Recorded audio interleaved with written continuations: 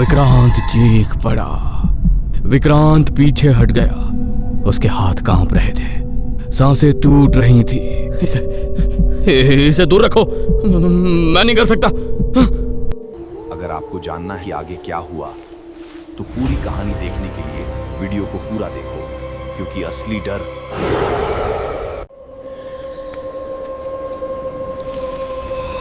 Indian horror x में तुम्हारा स्वागत है।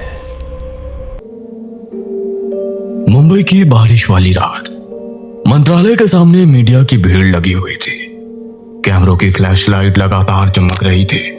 बारिश की बूंदें सड़क पर गिरकर सफेद रोशनी में चमक रही थी। सर, मिनिस्टर साहब, करप्शन एक के आरोपों स्टेटमेंट पर क्या सर। कहेंगे सर सर, करप्शन के आरोपों पर क्या कहेंगे सर? सवालों का शोर चारों तरफ गूंज रहा था। तभी काले शीशों वाली गाड़ी मंत्रालय के मुख्य द्वार पर आकर रुकी। दरवाजा खुला। राज्य के नए मुख्यमंत्री विक्रांत देशमुख बाहर उतरे। सफेद कुर्ता, महंगा परफ्यूम, चेहरे पर सत्ता का आत्मविश्वास। लोगों को वो विजेता दिख रहा था, लेकिन तभी उसे गले के भीतर कुछ महसूस हुआ।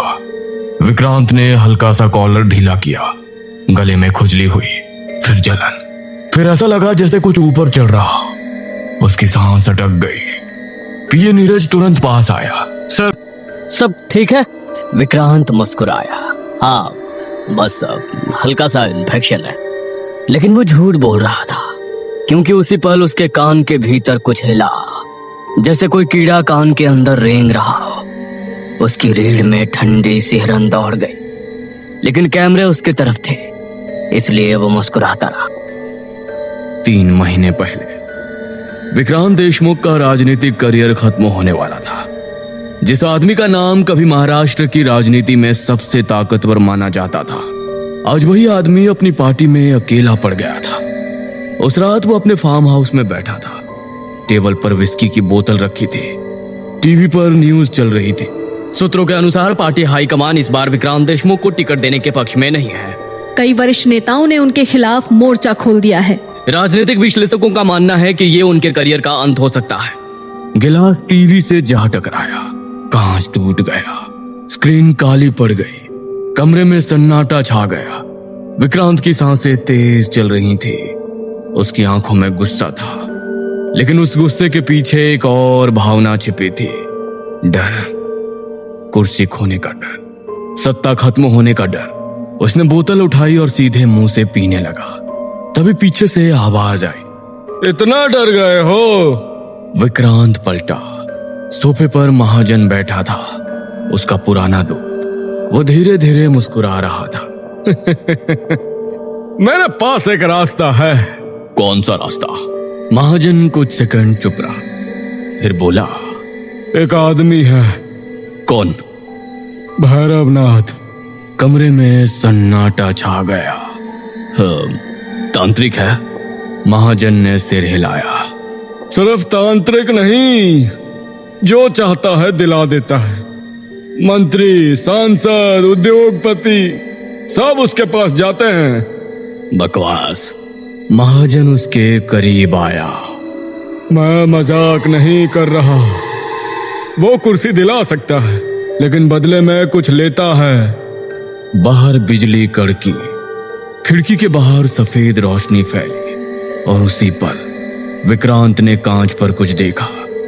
एक काली आकृति, जैसे कोई आदमी बारिश में खड़ा उसे देख रहा हो। वो तुरंत खिड़की की तरफ भागा, लेकिन बाहर कोई नहीं था, सिर्फ अंधेरा और बारिश। महाजन की आवाज फिर सुनाई दी, सोच लो, तुम्हारे पास ज्यादा समय नहीं है। 3 दिन बाद रात के 2 बजे विक्रांत की एसयूवी घने जंगल के बीच जाकर रुकी।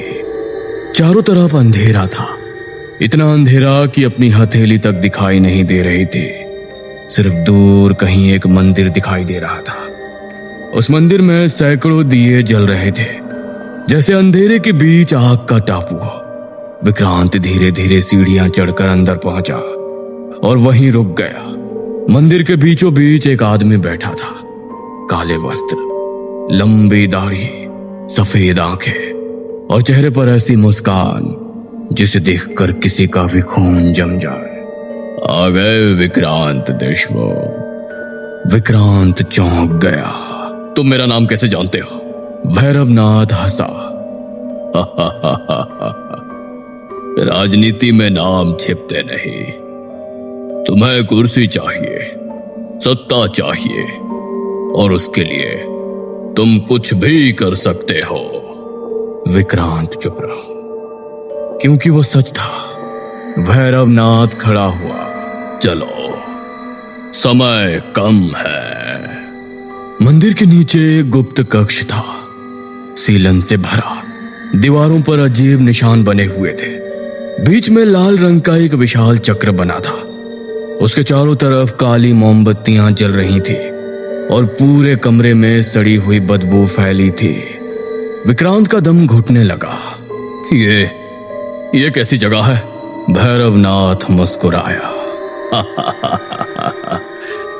जहां इच्छाएं पूरी होती है और कीमत वसूली जाती है। फिर उसने पूछा, सबसे ज्यादा किस चीज से डरते हो? विक्रांत चुप रहा। भैरवनाथ ने एक पुराना मिट्टी का मटका उठाया। मटका अजीब तरह से हिल रहा था, जैसे उसके अंदर कुछ जीवित हो। विक्रांत का दिल बैठ गया। उसमें क्या है? भैरवनाथ मुस्कुराया। तुम्हारी किस्मत। उसने मटके का ढक्कन खोला और अगले ही पल विक्रांत चीख पड़ा। विक्रांत पीछे हट गया। उसके हाथ कांप रहे थे, सांसें टूट रही थी। इसे दूर रखो, मैं नहीं कर सकता। भैरवनाथ की आंखें अचानक बदल गईं। उनमें अजीब चमक उभर आई। कुर्सी चाहिए? हाँ। सत्ता चाहिए? हाँ। तो कीमत भी देनी पड़ेगी। अगले ही पल सारी मोमबत्तियां बुझ गई। पूरा कमरा अंधेरे में डूब गया। सिर्फ मंत्रों की आवाज सुनाई दे रही थी। ओम काल भैरवाय नमः, ओम काल भैरवाय नमः, ओम काल भैरवाय नमः। अचानक विक्रांत को अपने पैरों पर कुछ महसूस हुआ, कुछ ठंडा, कुछ रेंगता हुआ। उसने नीचे देखा और उसकी चीख निकल गई। भैरवनाथ लगातार मंत्र पढ़ता रहा। राज सिद्धि पूर्ण हो, राज सिद्धि पूर्ण हो, राज सिद्धि पूर्ण हो। अचानक सब शांत हो गया। सन्नाटा, ऐसा सन्नाटा जिसमें अपनी धड़कन भी सुनाई दे। विक्रांत बेहोश पड़ा था। जब उसकी आंख खुली, सुबह हो चुकी थी। वो अपने फार्म हाउस के बेडरूम में था। सब कुछ सामान्य लग रहा था, जैसे पिछली रात सिर्फ एक सपना रही हो। लेकिन फिर उसकी नजर आईने पर गई। उसके मुंह के कोने से काला द्रव्य निकल रहा था। विक्रांत का खून जम गया। यह सपना नहीं था। इसके बाद सब कुछ बदलने लगा। जिस नेता ने उसे हटाने की योजना बनाई थी, वो अचानक भ्रष्टाचार के मामले में फंस गया। एक बड़ा विरोधी नेता रहस्यमय सड़क दुर्घटना में घायल हो गया। पार्टी हाईकमान का रुख बदल गया। जो लोग कल तक उसके खिलाफ थे, आज उसी की तारीफ कर रहे थे। मीडिया उसे भविष्य का मुख्यमंत्री बता रही थी। राजनीतिक गलियारों में सिर्फ एक ही नाम था, विक्रांत देशमुख। और चुनाव वाले दिन चमत्कार हो गया। ऐतिहासिक जीत, रिकॉर्ड मतों से जीत। जश्न, पटाखे, फूल, नारे, चारों तरफ सिर्फ उसकी चर्चा। लेकिन उसी रात जब वो अपने बंगले में अकेला सो रहा था, उसे एक आवाज सुनाई दी। उसने आंखें खोली। कमरा अंधेरे में डूबा था। आवाज दीवार की तरफ से आ रही थी। विक्रांत ने लाइट ऑन की और उसके पैर वहीं जम गया। दीवार पर एक कॉकरोच देखा, फिर दूसरा, फिर तीसरा, फिर 10, फिर 50, फिर सैकड़ों। पूरी दीवार काली पड़ चुकी थी। कॉकरोच एक दूसरे के ऊपर चढ़ रहे थे, रेंग रहे थे और धीरे धीरे उसकी तरफ बढ़ रहे थे। विक्रांत चीख पड़ा।